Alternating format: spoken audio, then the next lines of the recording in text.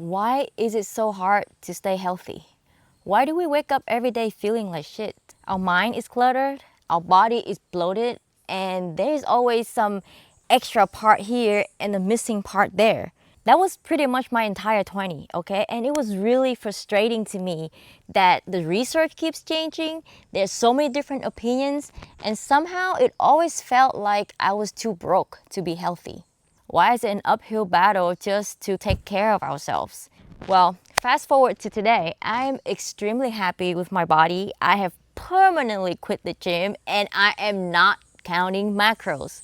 So, I want to share with you everything that I know about food and the relationship that it has to our body.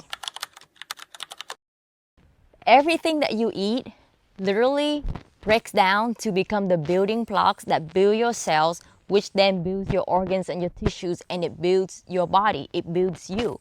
What is filling your thoughts? Your food.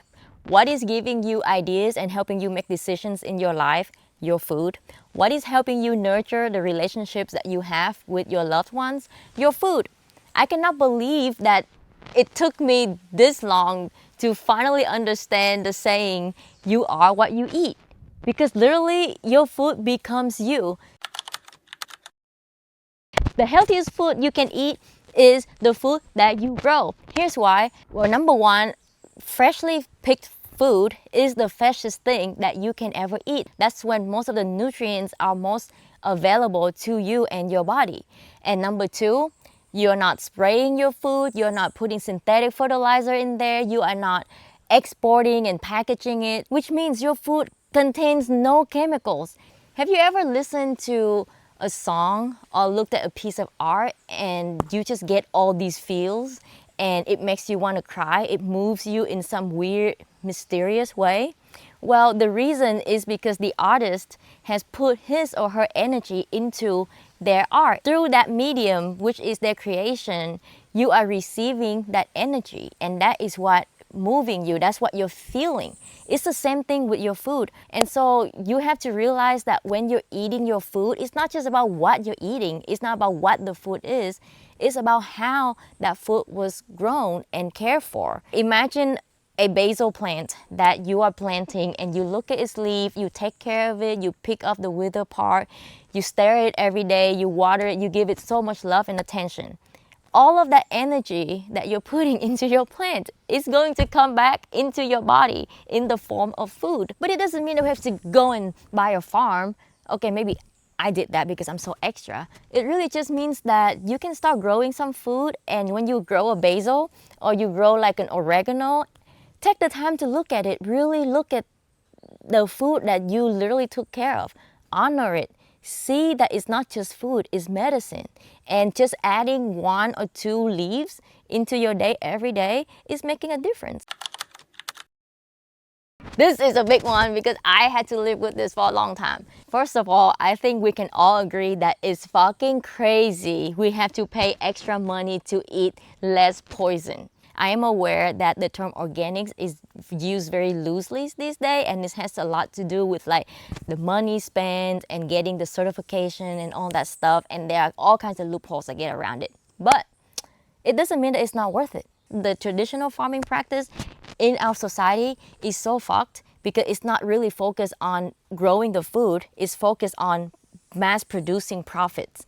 And so, you know, our soil is depleted, it's been stripped, it's been sprayed, it's been like fucked with for so many decades, which means the food that you're eating it has almost no nutrition. I just think of it as if it's even just slightly better, if it's just even slightly less evil, I think then I want it because I deserve it. You deserve it. I've always found reason to not trust organic food, but now it's just like literally a debate between money, which isn't even real, and food, which becomes me, my body. So obviously, even if it's just slightly tipped, I'm gonna go with my body and my food. That leads us to the next question.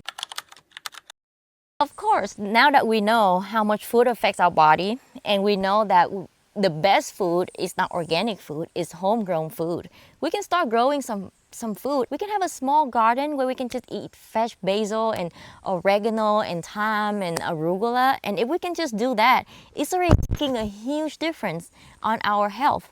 And then we will buy some organic food when we can afford to. It doesn't have to be perfect. It just starts where we are. When you are changing what you eat, you are also going to change how you eat it. Okay, if you buy a block of cheese that costs 4 times more than the regular cheese that you buy, then you're not going to mindlessly consume that thing in one sitting while you're watching anime. When you buy more expensive food, you actually value it more. And so you will do more with it. You'll be more intentional with it. You will waste less food and you will consume less. When I spend more money on food, I have less money to spend on useless things. Go shopping less. I'm not like on Amazon all the time, and I'm not accumulating a ton of stuff that I don't need in my house. I don't have a bed, I don't have a TV, I don't have a couch anymore. These are gradual changes that happen over the years, but now I'm happier than ever. And most of my money just goes to my food. And it's great. This to me is also just another no-brainer. Yes, fasting is great for you. What are we doing all day? We're eating, we're snacking, we're drinking, we're scrolling on our phone. We're constantly just taking in stuff. And what is processing all of that? Our body. Our body gets no rest. Thich Nhat Hanh talks about this a lot. He talks about how when an animal is injured or ill, it retreats into a cave and it stays in there for days, just sleeping and resting. No hunting, no eating, no anything. And that's how they rest. That's how they heal their body. And us as human beings, we have forgotten how to heal ourselves. We have forgotten how to rest. Every time that we feel sick, we consume more stuff. We're watching TV, we're laying in bed, but we're eating. We're doing everything but resting. And this doesn't mean that you have to start like changing your whole eating schedule and do intermittent fasting or designing new windows for where you eat and like uplift your whole life and do all that stuff. No, it just means that if you understand that fasting is your body getting a chance to rest, then maybe once in a while, especially if you're busy, you can skip a meal. Or maybe you're driving and you're going on a road trip and there's no healthy options for you, then you skip a meal.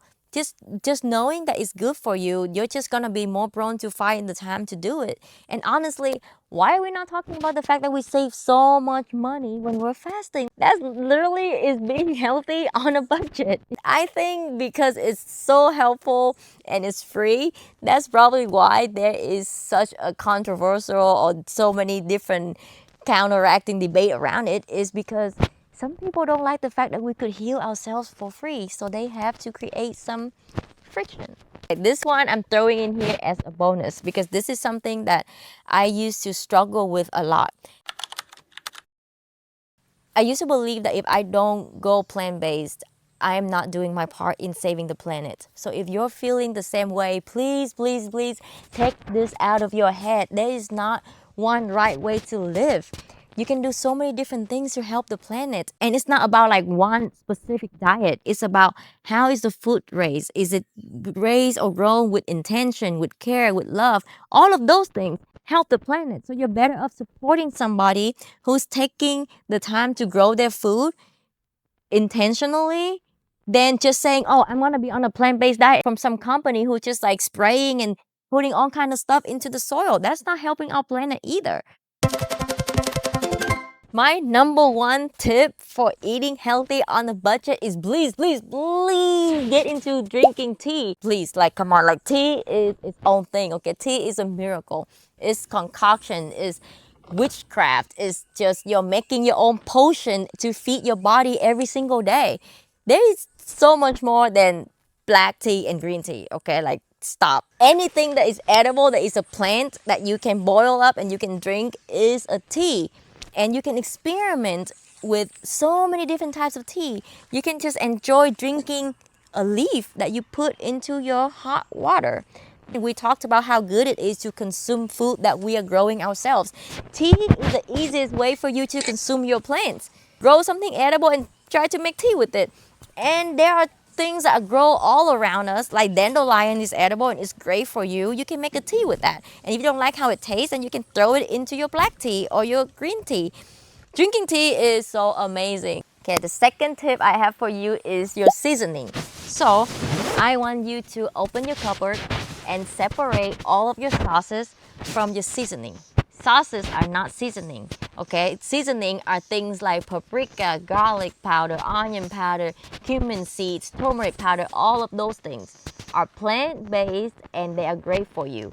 Your sauces, more than likely, if you read any of the ingredient label, there's gonna be some type of preservatives, there's gonna be something that you can't pronounce, and there's gonna be many things that you don't understand.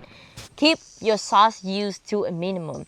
And if you're cooking with high quality food, you really don't need that many sauces. Sauces is just a way to mask the filthiness that is in the food that we're getting. Really not that much more expensive than when you're buying in bulk, and that way it's like this is one of your foundation. You cook everything with it, so now everything that you're eating, you're getting something that is raised or grown better. So you're already improving your everyday diet without really changing your diet. That's a great tip if I do say so myself. Another hack that I'm going to give you that is going to easily improve your diet is invest in better rice and better flour.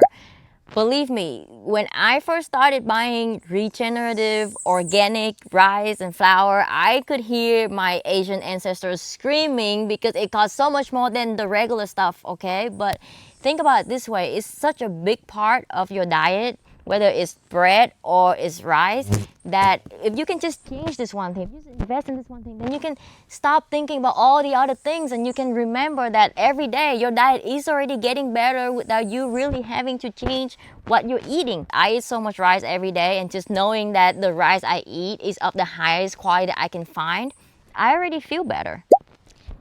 Fermentation is your friend, okay? You're literally creating an environment for a bunch of helpful bacteria that will help you with your digestive system. Sauerkraut is chopped cabbage mixed with salt water. Ginger bug is just ginger mixed with sugar water. Extremely simple. Kimchi. I don't know. I haven't made my own kimchi, but I buy organic kimchi all the time and it lasts months. Okay, it's just more ways of introducing good gut healthy things into your gut. It's cheap, it's easy. I fermented mango skin, I fermented pineapple skin. Just play around with it, knowing that, fermentation is something that your gut likes, and see what you come up with. It is summertime and it's really hot in most places in the world. If you don't have a mango tree like this, you should make your own soda. It's so simple. A bottle of organic juice. Make sure that all the ingredients are whole and organic and there's none of that natural flavor bullshit. A bottle of sparkling water. Mix it together in a glass of ice and you have organic soda. It's so simple. And if you're cheap like me and you like sweet, add some maple syrup or some honey in there and add more sparkling water, and then you can make your organic juice bottle last longer. A bottle is like $10 and it lasts like 2 or 3 weeks in my fridge. That is all that I have today talking about food. If you have any questions, just leave them in the comments. I will literally answer every single one of them because I don't have that many comments. I'm gonna go eat now because I'm talking about food and I'm hungry. Okay, bye.